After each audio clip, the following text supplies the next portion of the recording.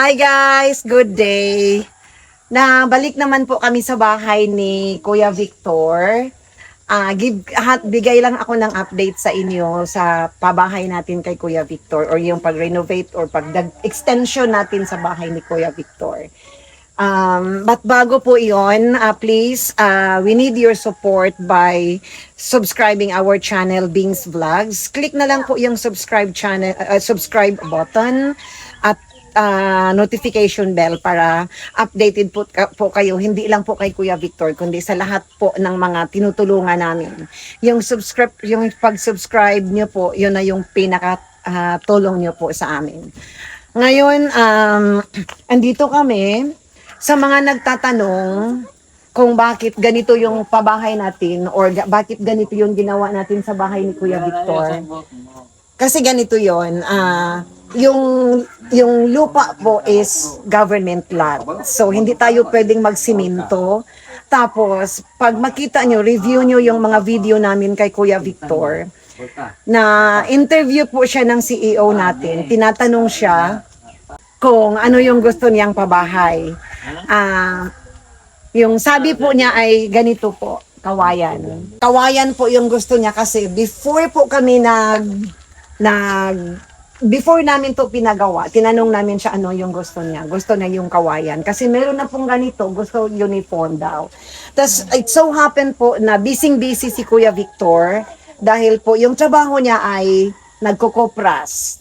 Sinasahuran siya ng mga may-ari ng mga lupa dito na nagpapakopras. At sinabi ko din po sa kanya priority yon kasi income yon para man lang at least makabili ng pagkain, bigas, ulam at tsaka sa pag-aaral ni Angelo.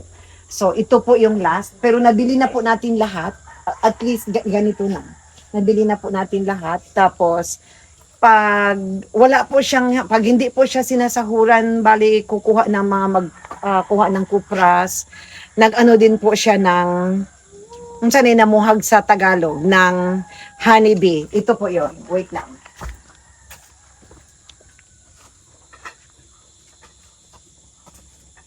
Guys, ito po yung honey na mga kinuha ni Kuya Victor. Siya po mismo yung kumukuha nito, and this is very pure. Walang mix na mga kalamansi, asukal, tubig, ganon. This is very pure. Kaya po kami nagpunta dito para kukunin namin dahil merong mga bumibili kasi tinutulungan namin si Kuya Victor na para ibenta po yung honeybee niya.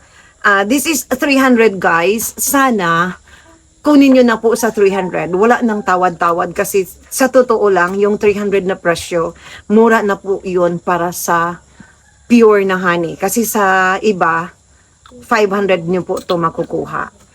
At maraming salamat din sa anak ko, si Jigs Infante, kasi kukuha siya ng dalawa nito. Sa support po niya yon kay Kuya Victor. At thank you din po kay Jenaline Cuevas, kukuha din po siya nito. At meron pang dalawa, ayaw pa mention, kukuha din po ng dalawa.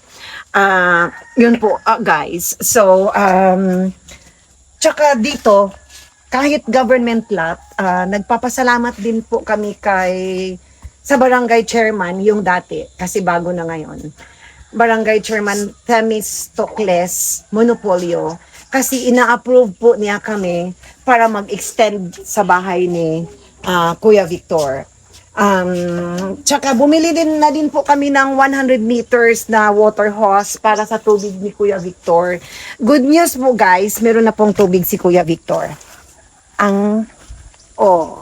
Meron na po. Puno na yan. Ito binili natin dito. So, kasi dati yung mga labahin nila, yung laundry nila, minsan mapabayaan kasi ang layo. Si Kuya Victor pa po yung single father po si Kuya Victor. Siya pa po yung nag-aalaga kay Angelo papuntang school sa every morning. Hindi po dili lalim ang buton sa una pag Tagalog. Dili lalim mahimog single father kay siya ang nag-work. So yung work niya ay gisuhulan lang siya para magkuha og kupras. Kung wala na, nagtatanim ng mais. So, yun din kumukuha ng mga honeybee. So, nailapinig diha, Ray, ano ba? Wala na? So, ito po. So, ganyan na po yung itsura niya ng bahay ni Kuya Victor. Hindi na po sila mababasa ng ulan. So, busy po sa hanap buhay si Kuya Victor. Kaya, dahil siya lang po nagtatrabaho dito, solo. All-in-one po. Siya yung panday, siya yung engineer, siya yung architect. Siya po lahat. Kasi sabi niya, tutulong din po siya sa amin para makasave kami ng labor. So aside from water po guys, titingnan po natin, maganda na din po yung CR niya kasi dati walang ganun. Thank you so much po sa lahat ng sumusuporta. At kung meron pa mang magsusuporta po dito, just email us or nasa YouTube channel ko po yung email address at yung subscribe po ninyo, pag-subscribe po ninyo ay malaking tulong po sa amin sa lahat ng tinutulungan namin.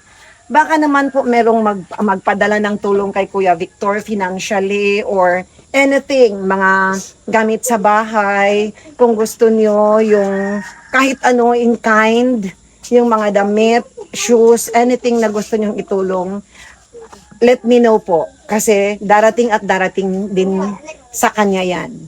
Ihatid po namin sa kanya yan. Katulad po ngayon, meron pong nagbigay kay Kuya Victor ng 400 pesos sa anonymous po natin.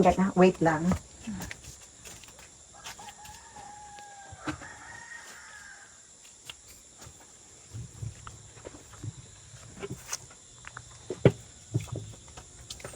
Ito po yung bayad sa honey.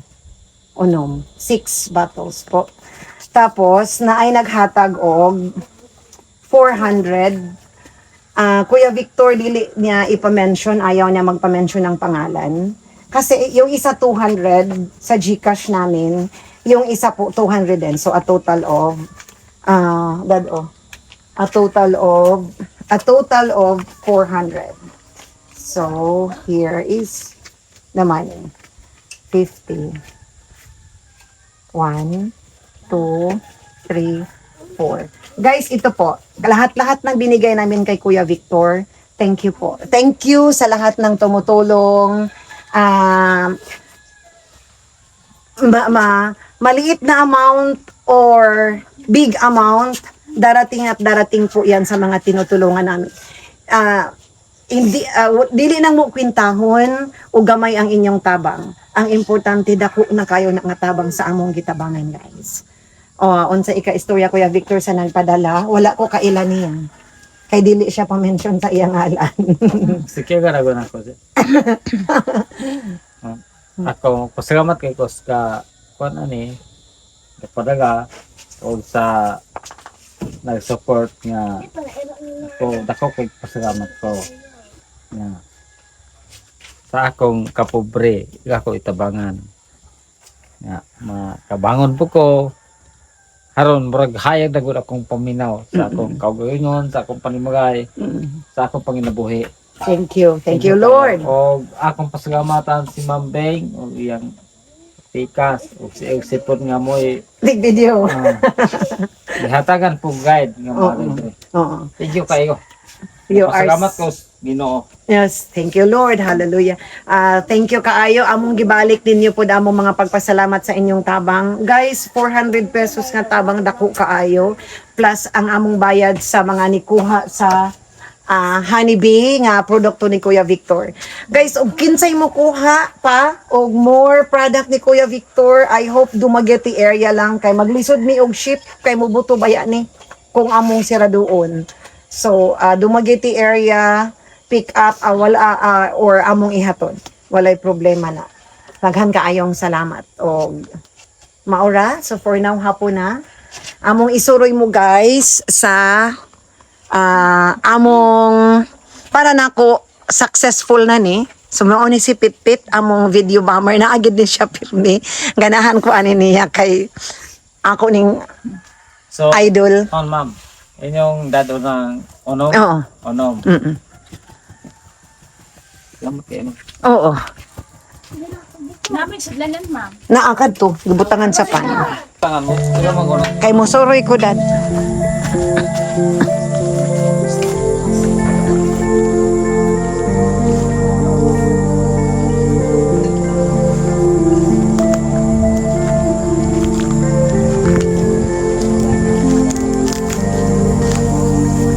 Yes.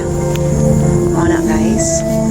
Amo ng Sira. Kanang usahan ni Sir akong ipagkapitan.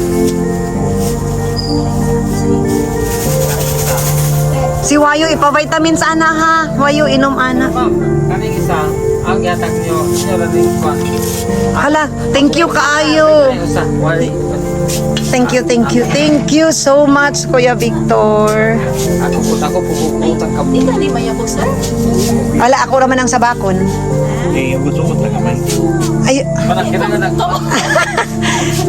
di sabakon na nako, dad. Basta, Kinangan na. Lain-laing plastic. Kinangan na itong kwan. Girl, ma'am. oh, kana. Ayun na. Aray. Ako yung bago mo. Bago na. Baka na. Ayun na. Sige, puro kwan.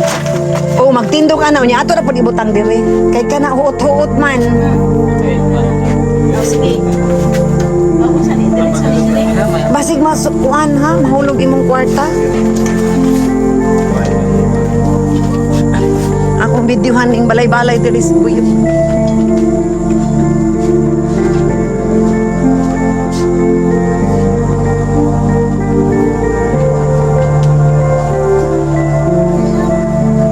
Mama agraba na.